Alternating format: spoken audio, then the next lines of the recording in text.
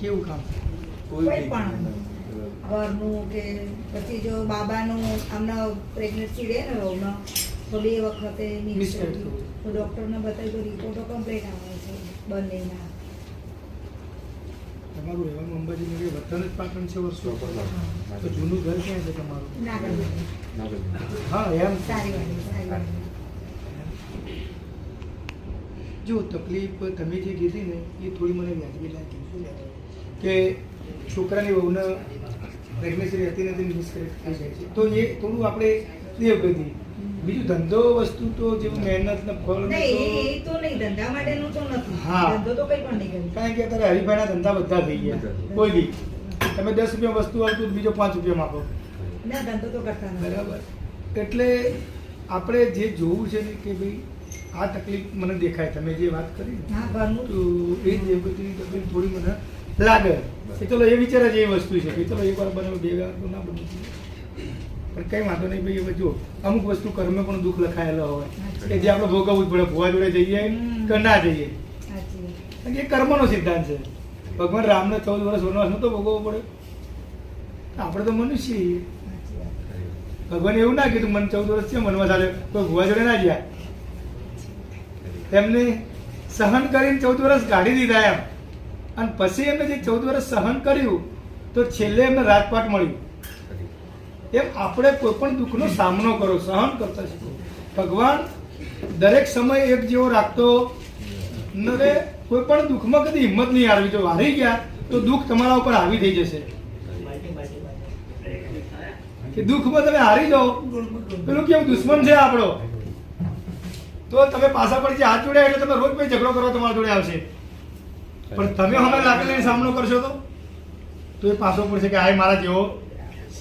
એટલે હંમેશા દરેકને કહું છું કે દુઃખ જોઈને થાકી ના જશો, હારી ના જશો. સતયુગમાં ભગવાનનું દુઃખ પડે છે તો આપણે તો મનુષ્ય અવતાર છીએ. દુઃખ તો પડવાનું. દુઃખ અને સુખ એક સિક્કાની 2 બાજુ છે. એટલે તરત જ માતાજીનો સહારો લેવો એ પણ યોગ્ય નથી. પુરુષાર્થ કરો, મહેનત કરો. કોઈ પણ બીમાર પડતા હોય તો દવાખાને જો પહેલા. એક ડૉક્ટરથી ના મેળ પડતો હોય તો બીજા ડૉક્ટર જોડે જાઓ. જેમ ભુવા બદલો છો ને એવી ડૉક્ટર બદલો, પણ ડાયરેક્ટ ભુવા જોડે જશો નહીં. બરાબર. એટલે કંઈ વાંધો નહીં, જોઈ લઈશું જે દુઃખ હશે આપણે. અહીંયા તમે માના સહારે રહ્યા છો, મારા જગુ જોડે આવ્યા છો તો 100% દુઃખ હશે તો હું કહીશ, નહીં હોય તો હું કહેવાનો નથી. તો બધા વખતે ચાલુ છે. કેટલા ભાઈ છો તારા કાકા? તારા પપ્પા છે કે નહીં? કેટલા વર્ષ ત્યાં મરી ગયા? 4 વર્ષ. શું બીમારી ગયા? કોરોનામાં હાર્ટ એટેક દેવદૂત છે.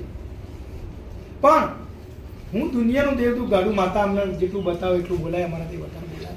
પણ એ દુઃખ અમે પકડીએ, અમારી માતા પકડે અને તમને સારું થાય તો દેવદૂત સાચું કહેવાય ને કંઈ પછી બધું વાતો કહેવાય.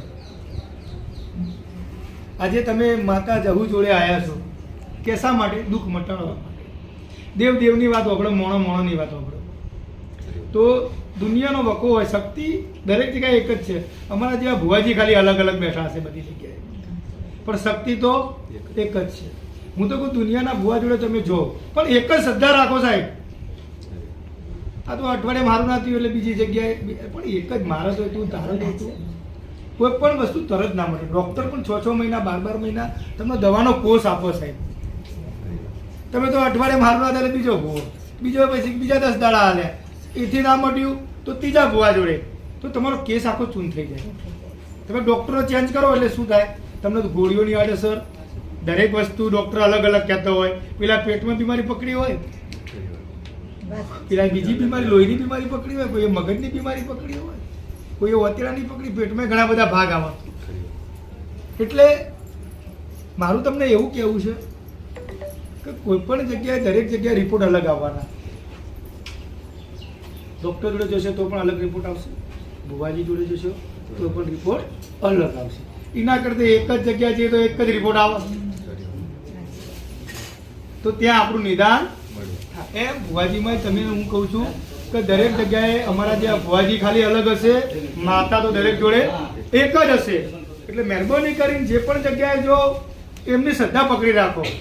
દુનિયાના ભુવાજી માતાજીના મંદિરે જો, પણ શ્રદ્ધા એક હોવી જોઈએ. દેવદુખ છે, સિગોતર માતાની તકલીફ છે બે. દુનિયાના છેડે જાઓ તમે, આ સિગોતરનું તમારે કરવું પડશે. અને એ પેટ પકડશે ને કોઈ છોડાય છે નહીં. અને એક પૂર્વજ પ્રોગ્રામમાં આજે શ્રીફળ હતું જૂના ઘેર આપણે, એ છે આ નથી. આ ખોવણ તમને ખોઈ દીધા. ભાઈ મિત્ર શું નામ છે? જીગરભાઈ. આ શ્રીફળ ખોયું ત્યારથી તમારા વખા ચાલુ થયા છે.